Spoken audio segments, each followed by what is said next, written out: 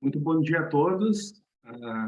Agradeço imensamente a presença de todos nesse nosso webinar. É uma satisfação a gente estar falando aí com vocês, passando nossa vivência de mercado, que a gente está acompanhando aí sobre as ações que a própria LGPD já está ah, ocorrendo no mercado, né? Vamos dar uma tolerância de um minutinho a mais para os participantes entrarem e, na sequência, a gente já inicia. É importante falar que este webinar, nós estamos gravando ele. Assim que finalizar esse webinar, ele vai estar disponível, toda a gravação, no nosso canal, tanto da DropReel quanto da CLRA, no nosso canal do YouTube. Tá bom? Vamos aguardar a presença do pessoal. Um minutinho só, a gente já inicia.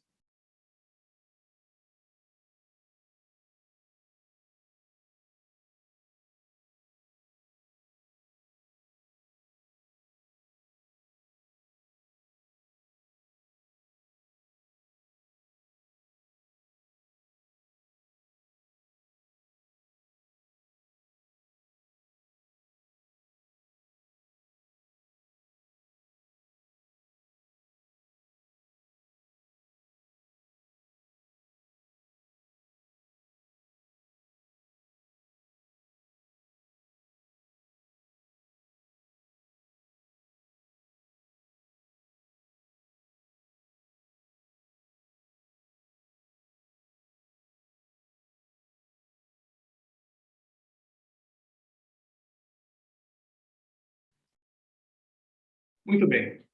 Bom dia a todos. É uma satisfação estar conversando com todos vocês em mais um webinar em parceria com o DropReel e CLRA, que a gente contextualiza também como os LGPD Task Force. E o nosso webinar hoje nós vamos falar exatamente sobre os impactos que a LGPD já está causando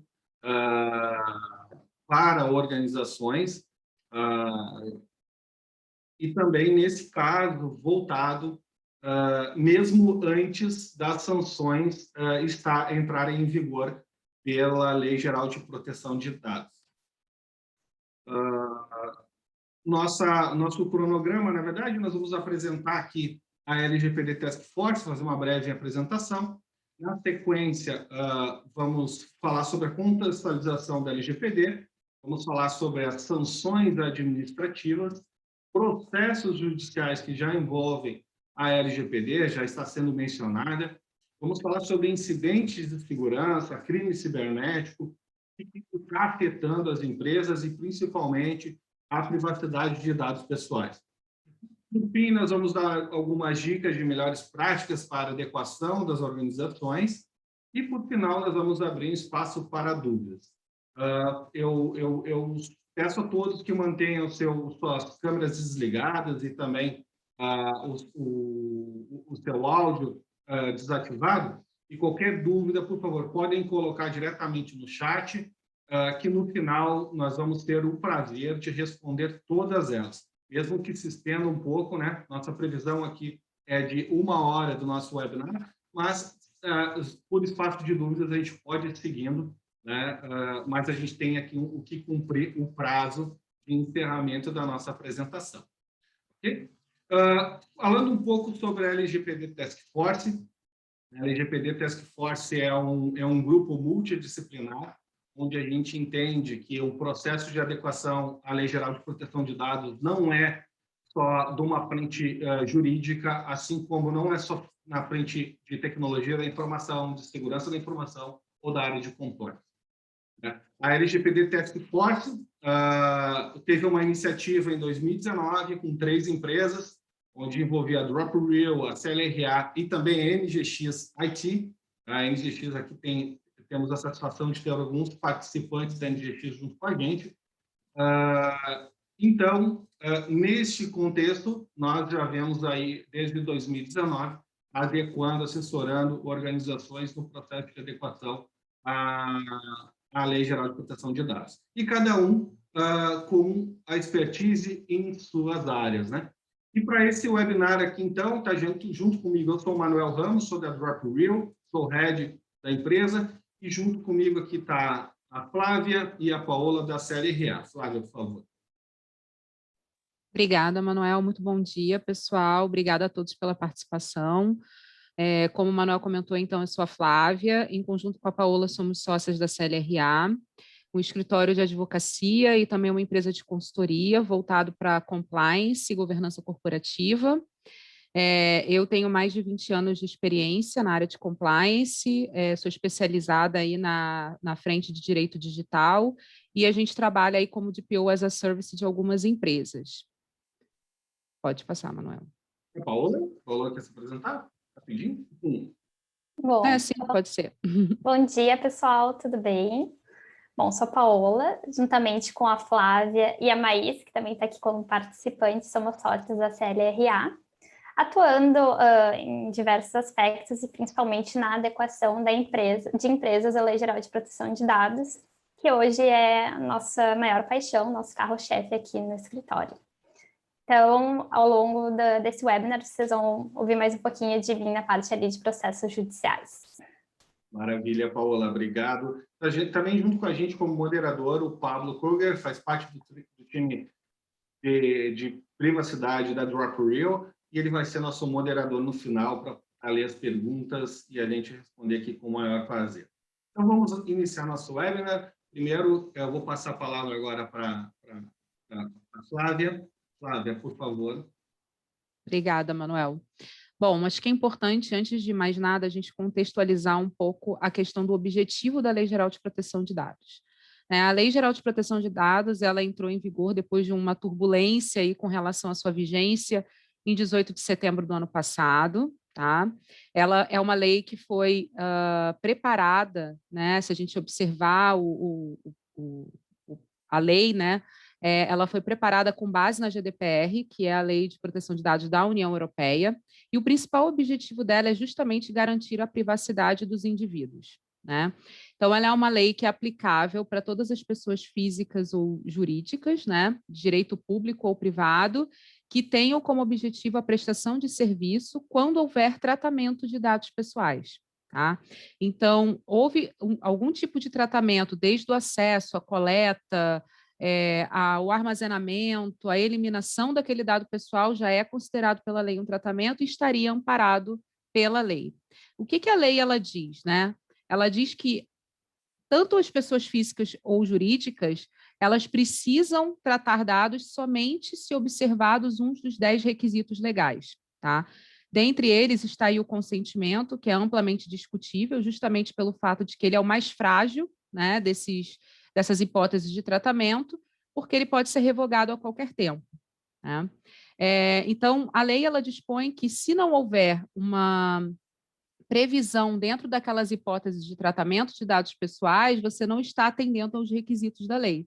E aí, sim, ela aplica algumas sanções administrativas ou até processos judiciais, né? Na verdade, não amparados pela lei, mas pela questão de consumidor, civil, criminal, enfim, isso daí não estaria amparado pela lei, né? Mas é importante a gente reforçar esse tema. Então, com base nisso, né, como ficou muito, a gente viu aí muita discussão com relação à vigência da lei, né, em função da pandemia, as sanções administrativas da legislação, elas só serão aplicáveis a partir de 1º de agosto desse ano. Muito embora a lei já esteja vigente desde 18 de setembro do ano passado, as sanções administrativas, Manuel, se você quiser, pode passar, elas só serão aplicáveis a partir de 1º de agosto. Mas isso não impede que processos judiciais já sejam amparados aí pela legislação, como a gente também vai ver a seguir. Então, as principais sanções administrativas aqui, elas começam como uma advertência, então, na verdade, elas são aplicáveis pela Autoridade Nacional de Proteção de Dados, ou ANPD, tá? Então, num primeiro momento, a ANPD ela vai advertir com o objetivo justamente de mitigar aqueles riscos, né? E solicitar, então, que as empresas ou pessoas físicas adotem medidas corretivas para sanar aquele dano. Se não for resolvido na esfera da advertência, então ela pode aplicar aí multas simples, de 2% do faturamento, limitada a 50 milhões de reais por infração, que também não impedem que sejam cumuladas com a multa diária, também observado o limite de 50 milhões de reais. Né? Isso aí tudo vai depender muito da gravidade da situação e do tipo de dado pessoal que vai vazar. Né?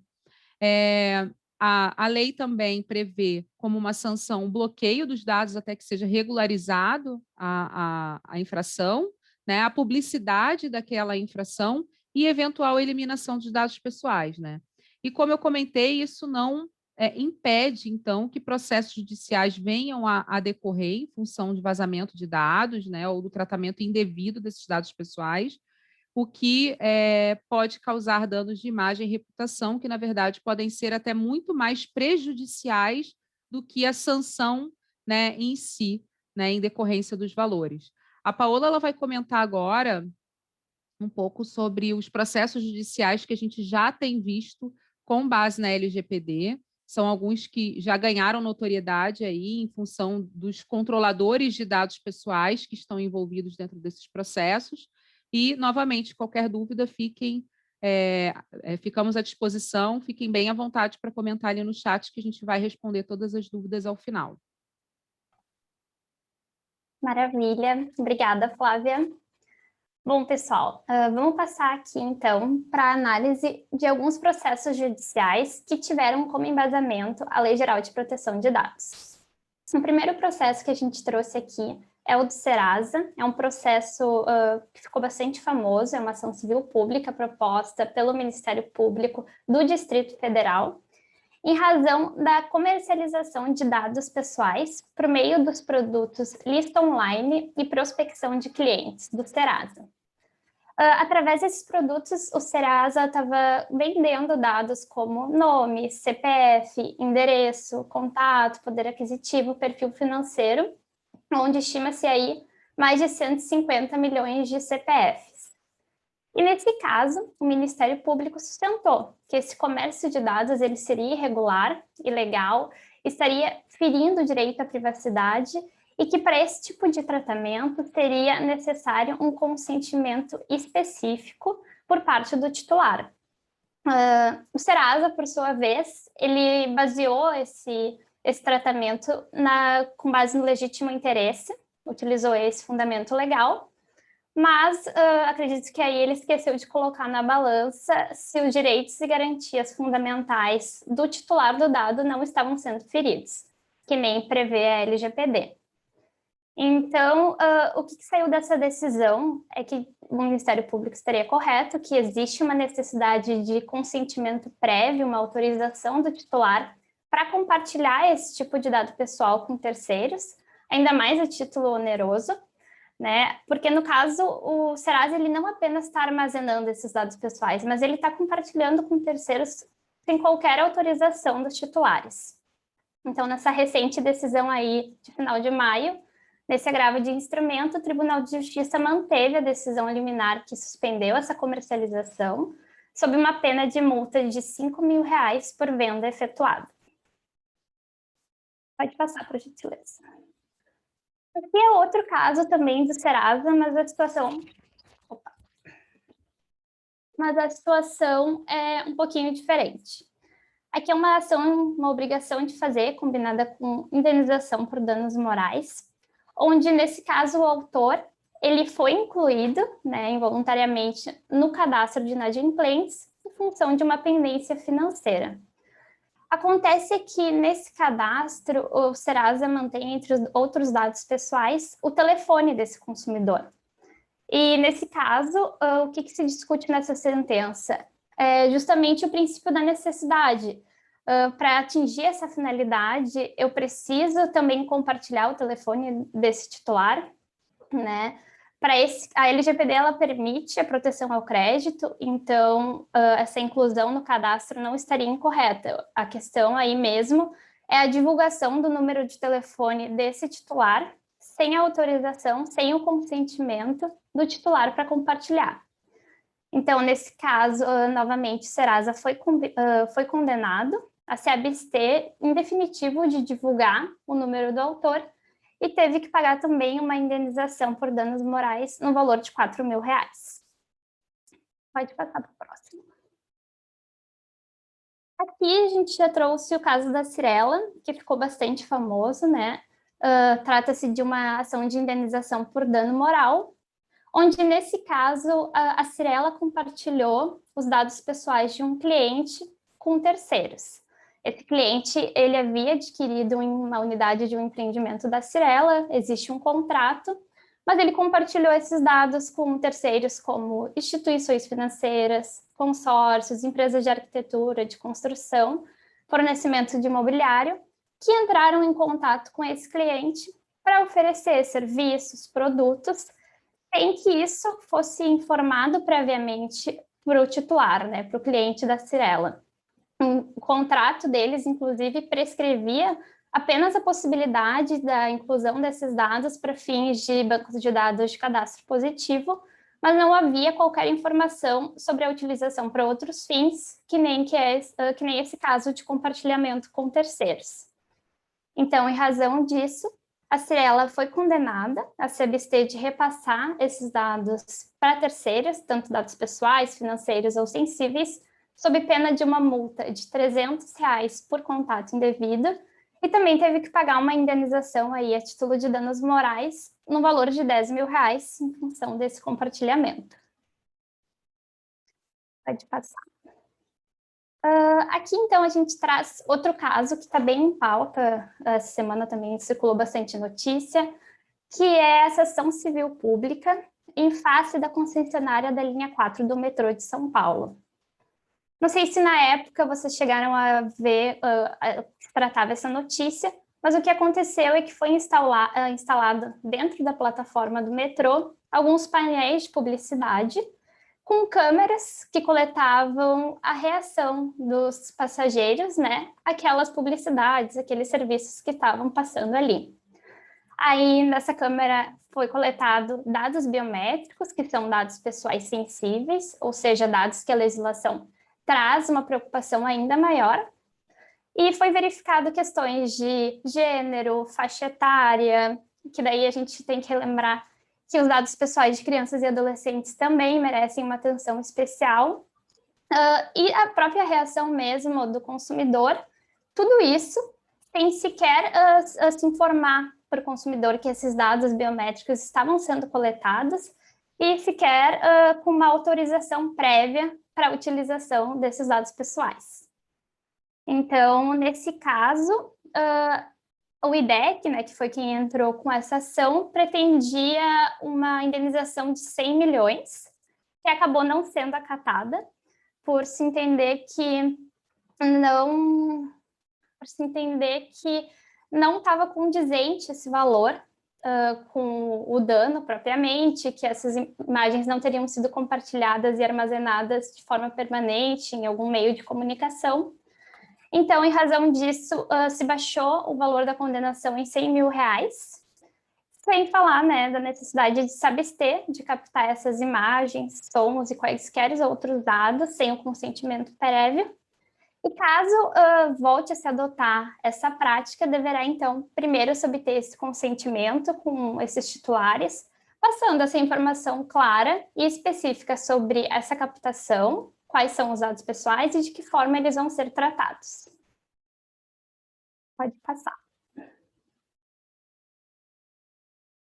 Aqui a gente traz um outro caso também interessante, é de um usuário do Mercado Livre que estava ofertando, vendendo bancos de dados e cadastros pelo valor de R$500. Nesse caso, houve uma alegação inicial de que teria sido de um ex-funcionário que ofertou esse banco de dados, mas no fim ficou comprovado que, de fato, o réu seria o culpado. E o interessante dessa sentença é que há uma alegação de irretroatividade da LGPD, ou seja, que a lei ela não poderia ser aplicada por se tratar de um caso anterior à sua vigência, e a decisão traz alguns pontos aqui interessantes, porque fala que o artigo 63 da LGPD trata da necessidade de adequação o que revela que ela tem, sim, o condão de produzir efeitos às situações constituídas antes do advento da lei, e reforça que o sigilo de dados pessoais ele tem um status constitucional, portanto, tem proteção assegurada antes mesmo do seu advento, até porque já contava, né, com um reforço legal instituído pelo Marco Civil da Internet, que regula sobre o uso da internet no Brasil. Então, nesse caso, a sentença determinou que esse usuário teria que se abster de disponibilizar esses dados pessoais, sob pena de uma multa de R$ 5.000 para cada operação, sem prejuízo de adoção de outras medidas cabíveis. Pode passar.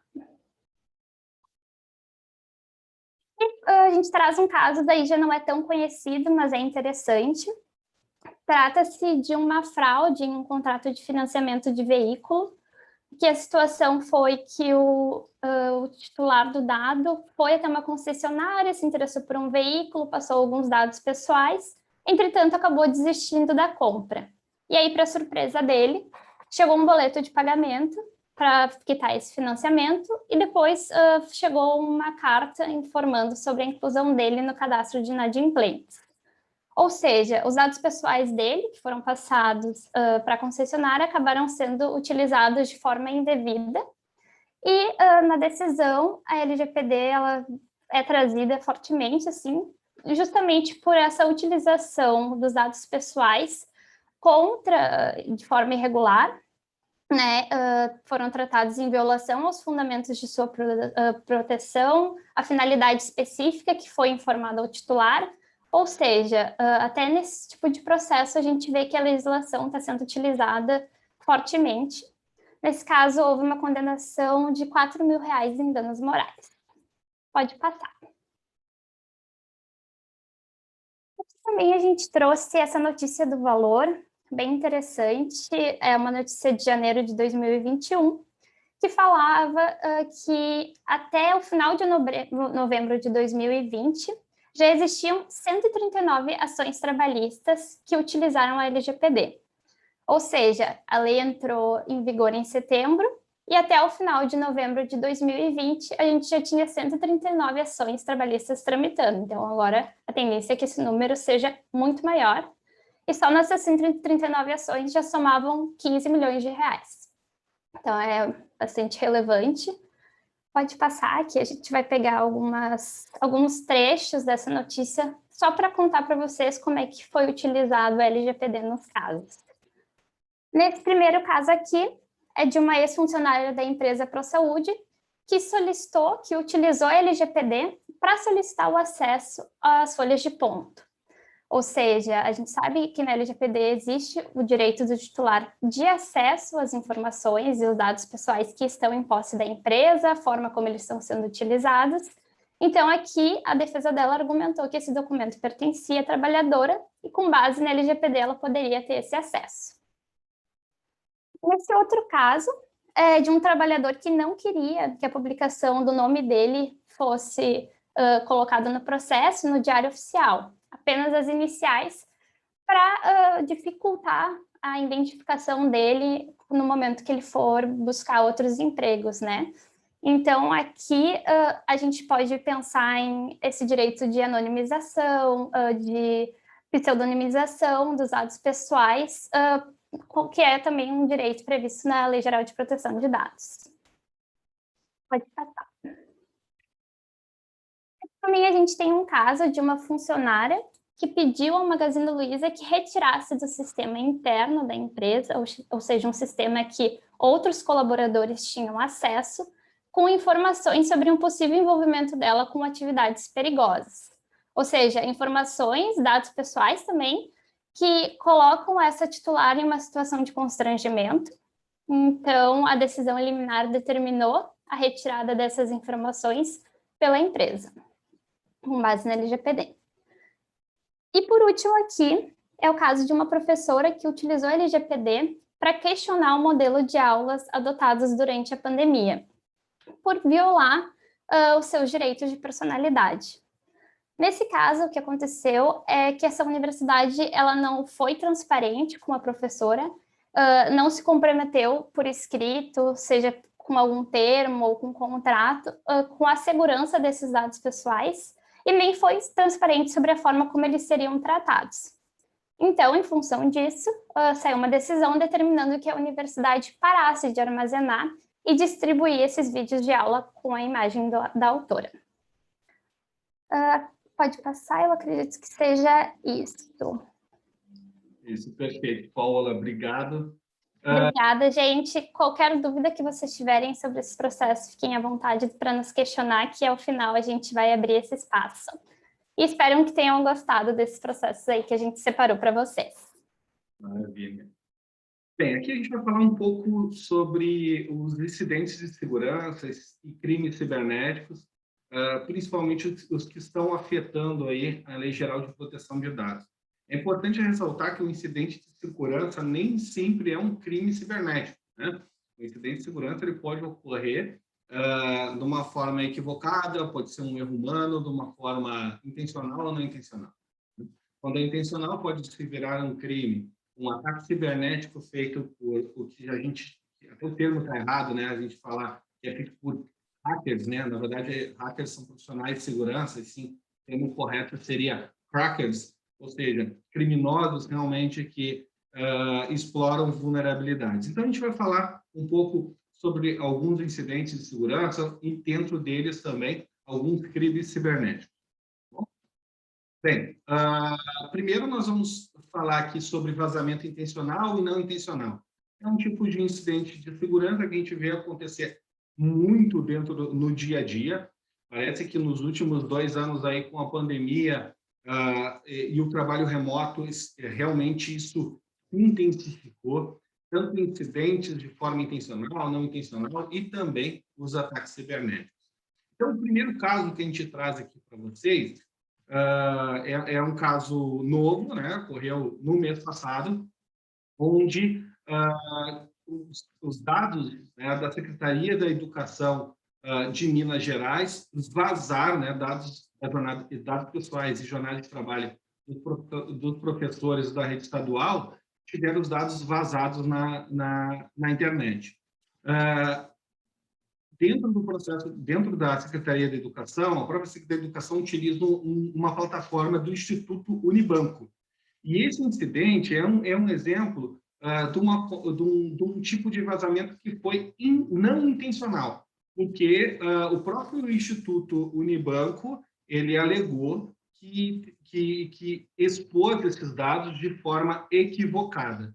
Então, aqui é um exemplo que afetou todos os professores. A própria lei é mencionada nesse aspecto, na investigação que está sendo feita pelo Ministério Público, mas, a própria LGPD ela é mencionada nessas ações. Um outro caso interessante aqui, também muito novo, ocorrido no mês passado, também um incidente de segurança, onde teve vazamento de forma não intencional, ou seja, um erro humano, novamente, né? Onde as Forças Armadas do Brasil, através de uma plataforma que eles divulgam livros públicos do Exército, né? Acabou publicando um livro desses que tem uma classificação como confidencial do Exército, e ali sim continha dados pessoais de generais do Exército Brasileiro, né? Então, aqui realmente teve esses dados expostos, afetando diretamente a Lei Geral de Proteção de Dados e, consequentemente, aqui a gente já destaca como um vazamento não intencional. Na sequência, agora um pouco mais grave, né? Foi também... aqui a gente não se sabe ainda, né? Não sabe como é que foi o rumo dessa investigação. Isso aqui já ocorreu em 2018 pelo Banco Inter, onde teve cerca de 100 mil dados de clientes do Banco Inter que foram comprometidos, eles foram expostos, e o próprio Banco Inter informa, né, que o vazamento ocorreu de dentro para fora, ou seja, de dentro da organização para fora, através de uma pessoa autorizada, né? Esse incidente, o próprio Banco Inter, em menos de 6 meses, encerrou esse processo, fez um acordo através de uma ação civil pública que teve contra eles, e desembolsou aí mais de R$ 1,5 milhão para encerrar esse processo com essa ação civil pública dentro desses 100 mil clientes, né? Não sei certamente a quantidade de clientes que entraram nessa ação. Um outro ponto interessante aqui, até um alerta para quem é pai e mãe de adolescentes, né? O TikTok já está sendo referência mundial aqui de coleta de informações e dados sensíveis de forma errada, né? Onde o próprio TikTok, em 2019, já foi processado pelo governo americano, onde coletou aí dados pessoais de menores de 13 anos, e aqui inclui também não somente nomes, e-mails, telefones, mas também o Face ID desses usuários, e ele já foi condenado aí a pagar uma multa, né, de mais de 5 milhões de dólares em 2019. Isso não aprendendo, né, o próprio TikTok continua fazendo esses compartilhamentos, né, essas coletas indevidas, principalmente de menores, e agora tem uma ação forte aí da União Europeia que está atingindo diretamente a GDPR, onde coleta dados de crianças e adolescentes, né, menores de 16 anos no Reino Unido. Então, essa ação está em andamento, é uma ação que é de milhares de libras, né, que já está em processo, está sendo para ser julgada. Agora, falar um pouquinho agora sobre incidentes de segurança que envolvam exploração de vulnerabilidades. E aqui a gente está falando diretamente a ataques cibernéticos mesmo. Como é que realmente ocorrem esses ataques? E daí a gente vai trazer uns casos bem interessantes. Mas antes da gente falar sobre exploração de vulnerabilidade, é importante a gente entender o que é uma vulnerabilidade. Uma vulnerabilidade nada mais é do que uma fragilidade. Por exemplo, uma porta aberta dentro do escritório, uma gaveta que não esteja chaveada, ou um sistema, né, um software, sistema, uma aplicação web, um site, que aí sim possui erros de programação, bugs, que permitam, né, que haja acessos não autorizados. Então, a vulnerabilidade é uma fragilidade de um ativo ou um grupo de ativos. O que é um ativo? É tudo que tem valor a uma organização. Então, nessa sequência, uma vulnerabilidade ela pode ser explorada por uma ou mais ameaças. Para finalizar aqui, uma ameaça explora uma vulnerabilidade que, consequentemente, resulta em um incidente. Então, é bom a gente contextualizar isso para dar sequência e vamos falar no próximo estudo de caso aqui. O próximo que a gente tem aqui é relacionado ao Ministério da Saúde. A gente está falando aqui de dezembro de 2020, o próprio Ministério da Saúde identificou uma vulnerabilidade em seu sistema e que estava expondo mais de 243 milhões de dados de brasileiros na internet. Nessa reportagem, nesse estudo que a gente se aprofundou aqui do Ministério da Saúde, o próprio Ministério da Saúde fala que não teve nenhum indício que alguém acessou essas informações, né? Falando que o sistema está bem seguro, tudo, e que tem todas as medidas de segurança plausível e que realmente a vulnerabilidade foi corrigida, né, evitando que esses dados fossem expostos. Porém, em janeiro mesmo, vazou dentro da Dark Web, né? Ou seja, a internet onde criminosos cibernéticos compartilham informações, vendem informações que foram filtradas através de ataques cibernéticos, né?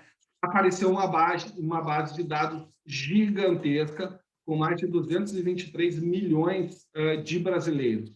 Nessa base de dados, aí muita gente, dentro da comunidade de segurança, a gente suspeita que veio do próprio Ministério da Saúde, assim como tem informações da Previdência, né, de todos os brasileiros, e aqui a gente está falando de todos os brasileiros, inclusive os que já faleceram, né, desde quando o governo começou a coletar informações. E também dados do Departamento Nacional de Trânsito, né, o DENATRAN. e aqui sim teve vários dados também expostos, informações sobre veículos, tudo, enfim. Então, aqui é um caso bem interessante da gente mencionar. Tem um caso legal que, particularmente, nós, da DropReal, a gente ajudou aqui a TIM a identificar uma vulnerabilidade no sistema que gerou um vazamento. Essa vulnerabilidade foi explorada. Na sequência, a TIM nos procurou para a gente identificar como que teve um vazamento de dados. E, nesse caso aqui, dentro da plataforma de renegociação de dívidas da TIM, teve um vazamento aqui de mais de 35 mil dados de seus clientes, e daí nós identificamos essa vulnerabilidade para eles, e através disso, né, foi bem inusitado esse caso, eu gosto muito de compartilhar ele, foi quando a gente, nesse caso, foi exposto, quando a gente passou um relatório da vulnerabilidade, que a gente identificou que realmente dava para extrair todos os dados dessa plataforma através de scripts, né? Ou seja, explorando essa vulnerabilidade, a TIM, em menos de 30 minutos, fez um alerta aí para o Brasil inteiro sobre esse vazamento. A TIM está sendo processada já por um tempo aí, estão falando, a gente até pesquisou sobre se a gente encontrava alguma coisa sobre essa ação, mas o próprio Ministério Público e a Senacron estavam em cima da TIM e tinha uma multa aí já definida de 10 milhões de reais. Aqui tem um caso um pouco mais grave, né? Na verdade, eu identifico esse aqui como um dos casos mais graves que a gente já identificou aqui, que é o caso da Urpay. Para quem não conhece a Urpay é uma plataforma que conecta bancos e lojas diretamente, fazem essa conexão entre todas essas empresas e instituições financeiras. E a própria Urpay teve um vazamento gigantesco de mais de 1,5 milhão de dados de clientes, e até a própria Urpay identificou que tem uma fragilidade aí na API que se conecta diretamente com um banco, né? Esse caso aqui originou dentro da Dark Web uma venda de dados somente de brasileiros, de mais de 534 mil brasileiros à venda na Dark Web. E aqui tem um fato bem interessante, já vem com o nome das pessoas, já vem qual é os dados bancários que tem, e aqui tem um ponto muito importante para se destacar, dentro desses dados existia até selfies, quem tem conta em banco digital, sabe como é que bate fotinha ali, aparece a foto para a gente poder abrir essas contas, e elas eram comercializadas a R$30 o dado pessoal nesse mercado negro. Dando na sequência aqui, a gente tem o caso da Prudential, onde a Prudential também foi invadida através do seu sistema de propostas. Aqui foi uma invasão, só que teve um acesso limitado a um número específico de clientes. Até esse caso da Prudential, no final, eu e a Flávia, a gente pode comentar um pouco mais sobre esse caso, até porque a Prudential, por mais que sofreu esse vazamento, ela também está sendo, dentro da comunidade LGPD, está sendo mencionada aqui como uma excelência num reporte de um incidente de segurança, como agir de forma correta para dar resposta ao direito do titular. Finalizando aqui na parte de incidentes, é impossível a gente não falar, né, dos sequestros de dados. Acredito que todo mundo está acompanhando o que está acontecendo nos últimos dias, né, não estou falando nem anos, que é o famoso vírus, né, malware, ransomware, que é o quê? O cara que criptografa os dados, sequestra e, a partir disso, exige, através de uma extorsão, o resgate, né, desses dados. É importante falar que os hunters, até um tempo atrás, eles simplesmente criptografavam os dados e ficavam em poder da própria empresa, só que a empresa não conseguia acessar esses arquivos, porque estavam criptografados pelo ransom. O problema agora é que existe uma comunidade muito forte de criminosos, daí a gente fala aqui da Dark Cyber, entre outros, que estão agindo de uma forma muito mais agressiva. E, nesse caso, além de fazer a propagação do malware, exigir o sequestro do dado, ele também está exigindo aqui fazer dupla extorsão. O que é isso? pedir, solicitar, além de a chave para decriptografar, também uma extorsão para não divulgar os dados, ou seja, eles estão coletando informações também em seu poder para poder vender no mercado criminoso ou fazer extorsão para as vítimas. E nesse caso aqui eu trago um exemplo da Moura, que é de maio desse ano, ocorreu, teve esse incidente, e realmente aqui também sofreram, nesse caso, foram divulgados, o grupo DarkSide, eles informam que tem mais de 400 GB em arquivos que contém dados pessoais, contratos, plantas, informações da organização. Então, esse aqui é um caso bem recente. Tem outro caso recente que aconteceu há 2 semanas atrás também, 3 semanas atrás, que é o caso do ransomware que infectou aí todo o sistema de saúde da Irlanda. Esse realmente paralisou os hospitais na Irlanda, e nesse caso também foi constatado que teve dupla extorsão. Aqui já tratando também dados de pacientes também, que a LGPD é forte nesse quesito. Um outro que foi muito bem mencionado nos últimos dias foi o ataque à Colonial Pipeline, ou seja, a maior empresa de gasoduto dos Estados Unidos, responsável por mais de 43% de todo abastecimento de combustível no país. Teve aqui, foi encriptado pelo ransomware, e neste caso, para restabelecer todo o sistema de abastecimento, a própria Colonial Pipeline pagou o resgate, né? Sendo que tem uns boatos aí que a própria FBI conseguiu recuperar alguma desses valores que foram pagos. Para finalizar aqui também, finalizando esses estudos de casos, tem vários outros. Tem o caso do próprio TJRS, onde a gente teve aqui mais de 13 mil sistemas que foram criptografados, ou seja, que foram afetados. Tem o caso aqui da JBS também, que é muito recente, e o mais recente de todos é o caso da Fujifilm, que a gente está falando de 4 dias atrás, e também teve uma paralisação global, geral, né, de todas as suas operações. Então, a mensagem final, nesse contexto sobre incidentes de segurança, ataques cibernéticos, é um ponto de atenção para as organizações começarem a olhar um pouco mais sobre os seus controles de segurança. A gente vai falar um pouquinho mais na sequência, mas somente em 2020, mais de 8 bilhões de tentativas de ataques cibernéticos ocorreram no Brasil. Então, isso é um ponto de atenção para todos, para a gente analisar os nossos controles de segurança em nossa empresa.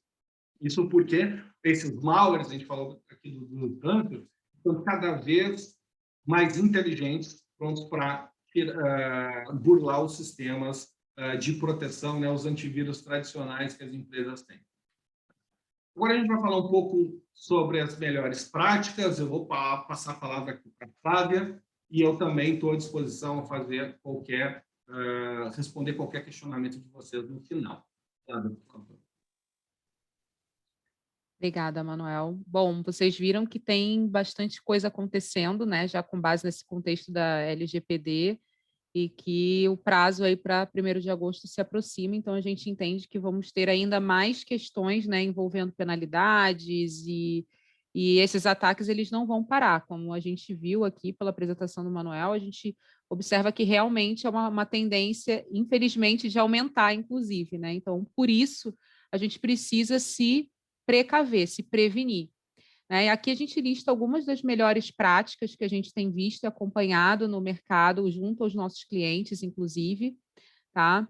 É justamente para aumentar o nível de proteção, né, dessas empresas para lidar com os incidentes, porque os incidentes eles vão acontecer, né? Isso é um fato, né? Então, precisa se preparar para conseguir lidar com eles de forma adequada. Um ponto que a gente costuma realmente reforçar, ressaltar, né, é que justamente se você, como empresa, ainda não definiu o seu DPO ou encarregado de dados, né, DPO, Data Protection Officer, pela lei da União Europeia, você precisa definir, porque diferentemente da União Europeia, que coloca os casos em que o encarregado ele precisa ser estabelecido, Na lei brasileira, ela não faz nenhuma menção em termos de tamanho da empresa, segmentação. Então, ali o artigo 41 da lei já fala que toda empresa, independente do seu porte, precisa nomear esse encarregado, né? E deixar ele de forma pública e visível, né? Preferencialmente no sítio eletrônico do controlador do dado pessoal. E por que é tão importante? Porque o papel do encarregado é justamente o de orquestrar esses contatos entre a Autoridade Nacional de Proteção de Dados, os direitos dos titulares dos dados pessoais, né, que eles vão poder pedir a qualquer tempo, e o encarregado ele precisa estar preparado para dar a correta resposta, e também vai orquestrar os contatos com controladores e operadores dos dados pessoais. Então, ele tem um papel fundamental, ele precisa ser nomeado o quanto antes, né? E ele tem que ter aí uma senioridade, né, pelo que a gente entende, justamente para conseguir repassar esse nível de resposta adequado, né, dentro da organização. É importante também que se mapeie os processos que envolvam dados pessoais. Então, como a gente comentou no início da apresentação, a LGPD não é uma lei que vai envolver somente jurídico ou somente TI, né? Até mesmo porque dados que não são tratados em sistema, ou seja, dados que estão impressos, também estão amparados pela lei se comprovado o tratamento do dado pessoal ou dado pessoal sensível, né? Então, é importante que vocês mapeiem os processos que possuam dados pessoais, justamente para entender como que você vai precisar responder numa eventualidade ali de um incidente, né, para mitigar aquele risco mais rápido. Se você já souber como trafega o teu dado pessoal, você vai conseguir chegar e mitigar o risco muito mais rápido quando houver esse incidente. Então, é importante e também é um requerimento legal, né? A lei ela exige que quando houver tratamento de dados pessoais, ali principalmente dados pessoais sensíveis e baseados no legítimo interesse, os dados pessoais eles precisam estar devidamente mapeados, né? Identificar, então, riscos que afetam a privacidade dos dados pessoais. Novamente, isso você só vai conseguir fazer se você tiver o teu processo muito bem desenhado e mapeado. Então, é preciso saber aonde que está o teu gargalo. Para saber onde está o gargalo, você precisa mapear, né? Então, o mapeamento ele já consegue te dar uma noção de criticidade e probabilidade de impacto em termos de vazamento, né? E qual é o risco daquele dado pessoal eventualmente vazar.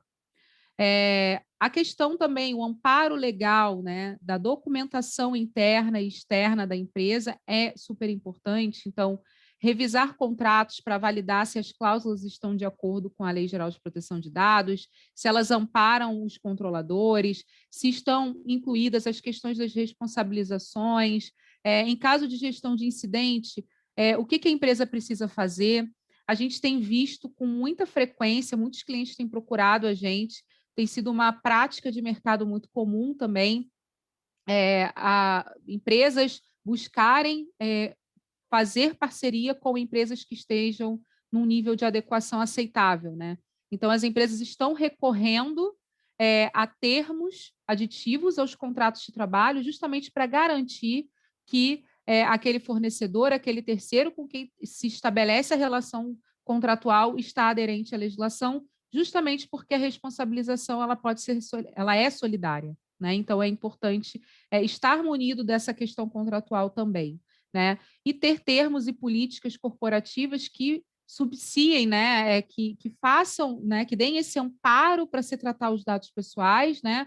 E que você consiga aí captar o eventual consentimento, né? Ter acordos de confidencialidade para garantir que as informações da empresa, não somente dados pessoais, né, mas também informações vinculadas à confidencialidade, sigilo do negócio, né, estejam protegidas devidamente, né? Então, é importante avaliar essa questão documental também, para, se houver um vazamento, se houver uma responsabilização solidária, se acessar o judiciário de forma mais rápida, né, e mais clara. Vou passar agora a palavra para o Manuel, que vai também comentar um pouco sobre as melhores práticas na parte de segurança da informação. É importante também a empresa revisar, se ela não tem, ela definir também a sua política de segurança da informação. Com base aqui, aí a gente vai direcionar também para a ISO 27001, que é a ISO de segurança da informação. Eu, particularmente, sou auditor da ISO 27001, venho trabalhando forte nos últimos anos em processo de adequação, e ela é o principal guia aqui para a organização de realmente definir suas diretrizes específicas e ter os controles necessários para não só garantir a privacidade, e aí a gente já fala do próximo item, que é a política de privacidade, mas também de proteger suas informações, informações sensíveis ao seu negócio, e proteger exatamente todo esse aspecto para evitar que informações confidenciais dentro de uma empresa elas sejam expostas de forma indevida. Assim como definir e revisar ou definir a sua política de privacidade corporativa, política de privacidade nas suas aplicações web, sites, enfim, onde aqui a gente está falando de uma ISO, que é a extensão da ISO 27001, a gente está falando da ISO 27701, que define exatamente os temas relacionados à privacidade, com controles específicos de privacidade, né? Dentro disso, óbvio, não basta a gente só ter essas políticas bem definidas e bonitas para terceiro ver. Não, o ideal, ela realmente precisa estar em prática. Então, a gente tem que identificar e implementar os controles necessários para atender aquelas diretrizes. Tem um ponto interessante que a Flávia mencionou, que a gente está tendo muito bate-papo de clientes que estão sendo auditados pelos seus clientes. Nós também somos auditados. E um ponto importante é que agora os nossos clientes e os clientes desses nossos clientes estão pedindo o quê? Você tem política de segurança da informação? Você tem política de privacidade? Tem. Perfeito. Você tem norma? Vou dar um exemplo, norma de classificação da informação. Você tem norma de prevenção à perda de informação? Você coleta seus registros? Só que o quê? Se a gente responde que sim, eles estão exigindo que a gente mostre evidências também. Evidências que a gente tem os controles necessários para atender às diretrizes de segurança, né? Então, um outro fator importante também, que já linka com o mapeamento de riscos, né, na parte de identificar os riscos que afetam a privacidade de dados em processo de negócio, é importante a gente identificar, classificar e tratar os riscos cibernéticos e as vulnerabilidades cibernéticas que a gente tem dentro da organização. Esse é um ponto importantíssimo, identificar essas fragilidades de forma ética para evitar que elas sejam exploradas aí por criminosos, enfim, por malwares, né, vírus, e assim por diante. Classificar as informações, isso é primordial no processo de adequação da LGPD, porque através da classificação da informação que a gente consegue ter os controles ideais para fazer a restrição do que pode ou não sair de dentro da empresa. E, por fim, aqui definir um plano de capacitação contínua com todos os colaboradores, né? A gente tem que treinar os nossos colaboradores a estarem cientes sobre suas políticas, sobre seus processos, sobre como deve agir e, principalmente, a atenção no tratamento de dados pessoais coletados pela organização. Finalizando aqui, para que o próprio encarregado de dados consiga fazer toda a gestão da privacidade, a gente também recomenda aqui, por final, depois de todo esse processo adequado, identificar e automatizar a gestão da privacidade para atender a resposta do direito titular, para atender algum requisito da Autoridade Nacional de Proteção de Dados e também sobre ter uma resposta ágil, né, ao titular do dado pessoal, caso tenha alguma requisição específica. Bem, gente, essa é a nossa dica para vocês de melhores práticas. Agradeço muito a participação de vocês e abro aqui um espaço para dúvidas, né? Realmente eu não estou conseguindo acompanhar aqui nesse momento se tem dúvidas, mas eu vou passar a palavra aqui para o Pablo para ele verificar para nós. Finalizando também, não esqueça de nos seguir nas nossas redes sociais, LinkedIn, Instagram, tem aqui os da Drop Real, tem os da CLRA também, e também está aqui os nossos e-mails, né? E sintam-se à vontade de poder enviar mensagem para nós, fazer questionamentos. A gente está disposto aqui exatamente para ajudar as empresas. A gente já está fazendo isso desde 2019, grandes organizações, então a gente tem uma boa experiência nesse aspecto de adequação à LGPD. Por favor.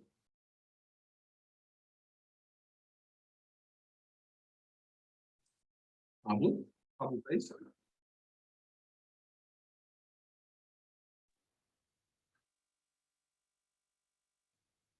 Manuel, eu posso ler aqui a primeira pergunta, tá? Maravilha. Uhum. Essa daqui já é mais no sentido jurídico, então eu já vou ler aqui e depois eu passo ali para você. Em sites de e-commerce diversos, como roupas, calçados, etc., vocês entendem que o cadastro de menores de idade, crianças e adolescentes é uma questão a ser considerada? Pergunto porque os dados de crianças e adolescentes são considerados sensíveis pela LGPD e os mesmos são considerados incapazes ou relativamente incapazes. Sim, correto, Maria. Sem dúvida nenhuma, precisa ser observado, né? Esse tipo de dado pessoal ele não pode ser tratado sem o devido consentimento do responsável legal, né? Por aquela criança ou adolescente, né? Justamente pelo fato de que a LGPD ela tem aí que andar ao lado das legislações, né, específicas. Então, ela precisa aí também dar esse suporte para o Estatuto da Criança e do Adolescente, tá? Então, sim, é um ponto que precisa ser tratado com bastante atenção e ter esse consentimento específico. Uma outra pergunta aqui, Manuel, que eu acho que você pode responder, é qual o link que precisa haver entre segurança da informação e as atividades desempenhadas pelo DPO? Acho que essa é meio que para a gente, na verdade, né? Maravilha, maravilha. Parece que o Pablo conseguiu, não está conseguindo habilitar ali o áudio dele. Mas, Tá. bem, essa pergunta aqui é bem pertinente, é exatamente o que a gente está vivendo no dia a dia, né? O que eu identifico aqui? Eu vejo que a segurança da informação é o braço direito do DPO. Ele é o responsável exatamente para poder auxiliar toda a operação relacionada à segurança dentro de uma organização e ter as respostas, né, coletar informações que o DPO precisa dentro de uma empresa. Então, eu vejo que a segurança da informação é a responsável também por passar todos os insumos necessários para que dê garantia ao encarregado de dados que os controles de segurança estejam estabelecidos e funcionando dentro de uma organização, né? Assim como a própria TI, não só a segurança da informação, né? Existe uma diferença entre segurança da informação e tecnologia da informação, né? Tecnologia da informação, a gente está falando de operação da sua empresa, aí tem uma diferença também de segurança de TI, que daí a gente só está falando de segurança cibernética, e segurança da informação aqui, ela vai muito mais além, ou seja, a segurança da informação que define as diretrizes para proteger qualquer tipo de informação e qualquer meio de armazenamento de uma informação. Por exemplo, eu posso estar nesse momento passando alguma informação que é confidencial para a minha empresa. Será que eu realmente posso passar essa informação dialogada, né? Conversando com vocês, eu posso passar essa informação, né? Realmente a gente não sabe. Por isso que a capacitação dos colaboradores é importantíssima. Então, a segurança da informação ela vai definir, vai proteger qualquer tipo de informação dentro de uma empresa, seja sendo ela dialogada, impressa num papel, numa folha, num quadro branco de uma sala de reunião, como também as informações digitais. E daí sim ela precisa do apoio da segurança de TI, da tecnologia da informação da empresa, para que consiga os controles técnicos para garantir a questão relacionada a informações digitais, né? Dados que a gente está falando aqui. Perfeito? Acho que eu respondi bem essa pergunta. Perfeito, Manuel. É bem isso mesmo, né? O DPO ele não vai ser o salvador da pátria, né? E mudar tudo e vai ser aquela pessoa, o super-herói, né, da empresa que vai dar conta de tudo. Ele precisa ter apoio aí da segurança da informação, de TI, do jurídico, né? Justamente para conseguir penetrar nessas principais áreas aí que envolvem essa questão do tratamento de dados pessoais, né? Com bastante sensibilidade, para conseguir responder às demandas, né, impostas aí pelos titulares, pelos operadores, controladores e pela NPD. Então, é bem importante aí que ele tenha como permear dentro dessas áreas, né, dentro, da verdade, de todas as áreas da empresa, mas principalmente com esse apoio, né, que é a área de segurança da informação. E só complementando, até em função disso que a Flávia e o Manuel comentaram, a gente costuma sugerir também que as empresas criem comissões de privacidade com pelo menos algum representante dessas áreas mais afetadas, como segurança da informação e TI, um representante do jurídico, um representante da área de recursos humanos, né, que vai ter muito contato com dados de colaboradores, para que a adequação LGPD funcione de fato. É perfeita a colocação da Flávia de que a gente não deve colocar esse peso simplesmente em cima do DPO, né, mas ele precisa ter esse apoio das demais áreas, e essa comissão é uma forma de melhorar e ter um ponto focal também para o DPO conseguir fazer essas solicitações. Perfeito, Paola. Muito bem colocado. Não sei se vocês têm mais alguma dúvida, pessoal, a gente fica à disposição aqui para responder, mas já agradecendo antecipadamente a atenção, participação de todos. A gente vai mandar, então, os certificados pelo próprio Simpla, e a apresentação vai ficar gravada nas nossas redes, então não deixem de nos seguir, né? Que a gente vai também trazer não só esse conteúdo, como outros conteúdos relacionados à área de privacidade aí, que entendo que será pertinente aí para as demandas de vocês. Perfeito. A Simone respondeu aqui já seguindo. Muito obrigado, Que Simone. ótimo, Simone. Obrigada.